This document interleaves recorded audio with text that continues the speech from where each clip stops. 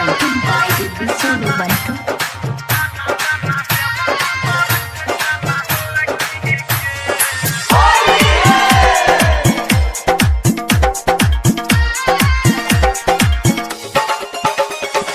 Music by DJ Gurdura. आप सुन रहे हैं जिद्दी सोलो बंटू की प्रस्तुति। माँ गायत्री रिकॉर्डिंग स्टूडियो।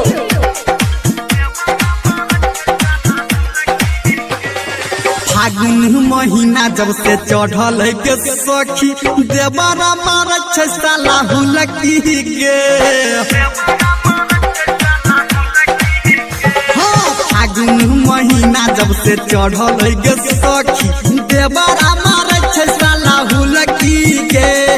बूढ़ा भैंसुर हमर मोछ फरकावे देखिए कते हो जाइए गुलकी गे। बूढ़ा भैंसुर हमर मोछ फरकावे देखिए कते हो जाइए गुलकी गे। फागुन महीना जब से चढ़ल के सखी देवरा मार साला हुलकी गे। फागुन महीना जब से चढ़ल के सखी देवरा मार साला हुलकी गे। होलिया में हमरा संगे कर मन मानी, होलिया में हमरा संगे कर मन मानी, टूट गेल नाक के बुलकी गे।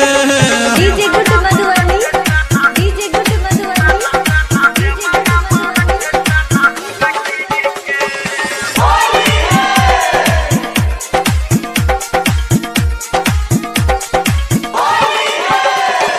पिचकारी सटा के हमरा चोलिया पे ताका लागे जेतै मनो हमर सनकी गे।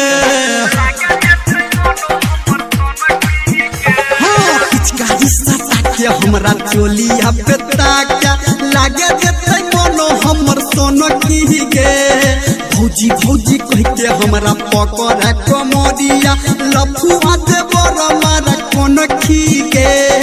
भौजी भौजी कह के हमर पकड़ कमरिया लफुआ दे बड़ मारा कोन खी गे। सैया भर देसी गेले छोड़ के गे हमारा ससुरा में सखी राख बनकी गे। फागुन महीना जब से चढ़ल गे सखी, फागुन महीना जब से चढ़ल गे सखी देवरा मार साला हुलकी गे। DJ good Madhubani, DJ good Madhubani,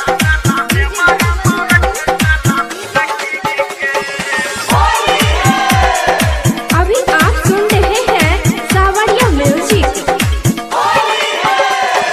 भीजल बदन हमर सिहर आगे सखी देहिया पे रंग जब पहरे आगे। भीजल बदन हमर सिहर आगे सखी देहिया पे रंग जब पहरे आगे। चढ़ल जवानी सखी बिना भतारा के फगुआ में देखो ही न जहरा के। चढ़ल जवानी सखी बिना भतारा के फगुआ में देखो ही न जहरा के। लहंगा से टप टप गिरे छै कलर फूल जोबन हमर दुनू लहरा के। फागुन महीना जब से चढ़ल गे सखी देवरा मार साला हुलकी गे। फागुन महीना जब से चढ़ल गे सखी देवरा मार साला हुलकी गे। फागुन महीना जब से चढ़ल गे सखी।